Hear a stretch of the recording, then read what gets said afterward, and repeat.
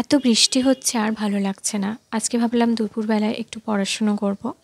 তো বাইরে তাকিয়ে দেখলাম প্রচণ্ড কালো করে মেঘ এসেছে আর বৃষ্টি হচ্ছে।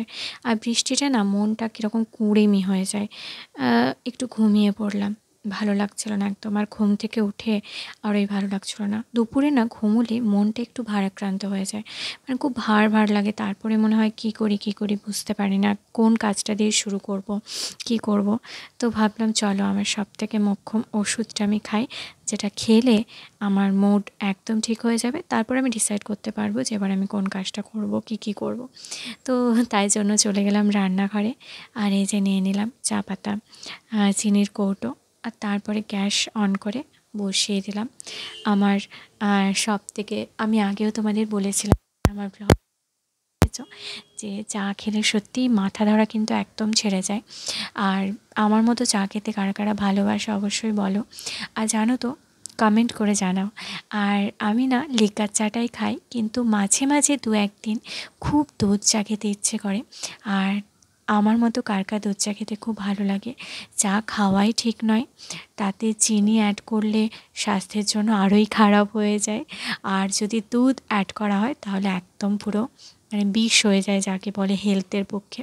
তো তবুও মাঝে মাঝে কি বলো তো, শখের দাম লাখ টাকা যেরকম হয় সেরকমই। মাঝে মাঝে তো মনটা অস্থির হয় কিছু যেটা পাচ্ছি না সেটা পাওয়ার জন্য। তো দু একদিন যদি একটু স্কিপ হই রুটিন থেকে, অসুবিধা নেই। আর এখন মানুষের জীবনটা এতই অনিশ্চিত হয়ে গেছে, তাই মুহূর্তে যেটা ভালো লাগবে সেটা করে নেওয়াই ভালো। তো দু একদিন ভাবে খেলে অসুবিধা নেই। বিকেলে বিশেষ করে খাই আমি, সকালে একদমই খাই না, সকালে লিকার চাটাই খাই। বিকেলে খাই, আর একটু ঠান্ডা ঠান্ডা ওয়েদার হলে, বৃষ্টি পড়লে, যেমন শীতকালে দুধ চা খেতে ভীষণ ভালো লাগে। আর আমি একদম চা প্রেমী মানুষ যাকে বলে, তবে অনেকবার করে খাই না, দুবারই চা খাই।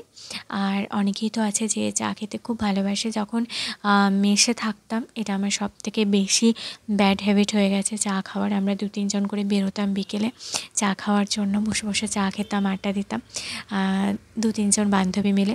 তো সেই থেকে হ্যাবিটটা থেকে গেছে। আর বিয়ের পরে শ্বশুরবাড়িতে এসে আরোই হ্যাবিট হয়ে গেছে, কারণ প্রত্যেকে চা খেতে খুব ভালোবাসে। শাশুড়ি মা, শ্বশুরমশাই, বিশেষ করে দুধ চা। তো ওখানে আমি যখন ছিলাম তখন থেকে আরও হ্যাবিটটা হয়ে গেছে। এবার কি আমি এখন একা আছি, একা বলতে আমরা 3 জনে থাকি, বাট ওটা রয়ে গেছে হ্যাবিটটা। তো চা খাই আমি। আর তোমাদের কে কে চা খেতে খুব ভালোবাসো অবশ্যই আমাকে কমেন্ট করো। টাটা, আবার দেখা হচ্ছে।